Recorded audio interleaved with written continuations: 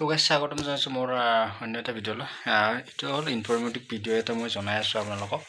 গাইছ মানে আজিকালি মানুহবিলাকৰ কিবা কাৰণ মই জনাই আছোঁ, কেনেকুৱা কাৰণ যিটো নেকি আপোনালোকে গমে পায়।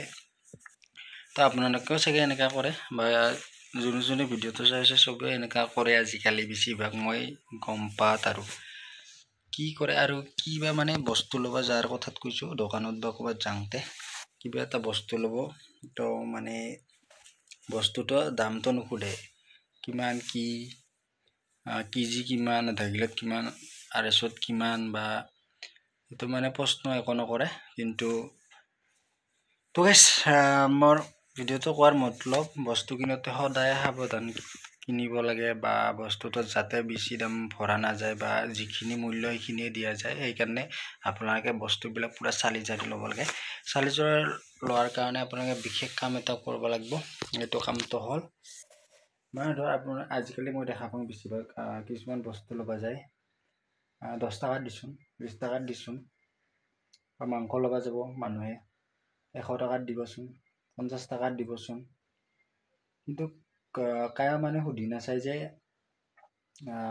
মাংসৰ কেজি কিমান, কেজি 200 এক্সট্ৰা আধা কেজি দি অৰ্থাৎ এনেকৈ ল'ব লাগে। কিন্তু দামটো নুসুধে, 20 টকাত দি 10 টকাত দি এনেকৈ নহয় ভাই। দামটো সুধিলেহে গম পাবি দামটোৰ কথা। নেতেচোন কোনোবাই যদি তহঁতক সোধে যে দাম কিমানো ভাই, মাংসৰ দাম কিমান চলি আছে, বা আলুৰ দাম কিমান চলি আছে, কিবা বস্তু যিকোনো বস্তু আৰু দাম কিমান চলি আছে, তো ক'ব কাৰণ নৰবি।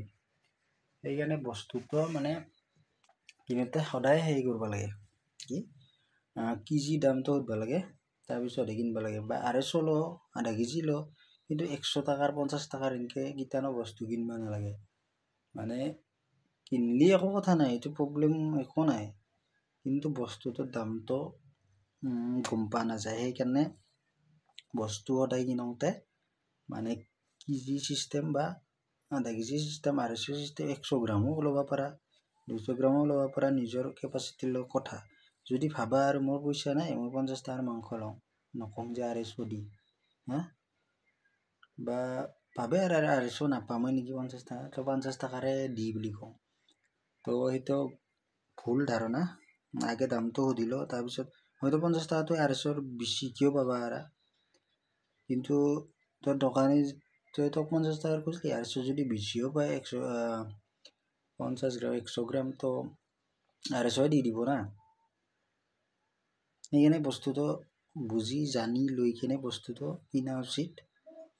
আৰু গাইজ বহুতে এনেকুৱা বহুতকে দেখা পাইছোঁ, ময়ো এনেকুৱা আছিলোঁ আগতে, কিন্তু আজিকালি মই এইটো চিষ্টেম নকৰোঁ। আজিকালি চিষ্টেমটো মই বদলাই দিছোঁ, কাৰণ মানে দামটো গমেই নাপাওঁ। মোক যদি সোধে অমুকটা বস্তুৰ কি দাম হয়, ময়ো ক'ব নোৱাৰোঁ। সেইকাৰণে আজিকালি ডাইৰেক্ট কেজি কিমান বা এনেকৈ বস্তুটো সোধোঁ, আৰু 1 কেজি দি, আধা কেজি দি, যিখিনি লাগে প্ৰয়োজন অনুসৰি আৰু সেইখিনি লৈ আহোঁ। মাছৰ বজাৰত যাব কিছুমানে 100 টকাৰ মাছ দি, 50 টকাৰ মাছ দি, এনেকৈ নহয়।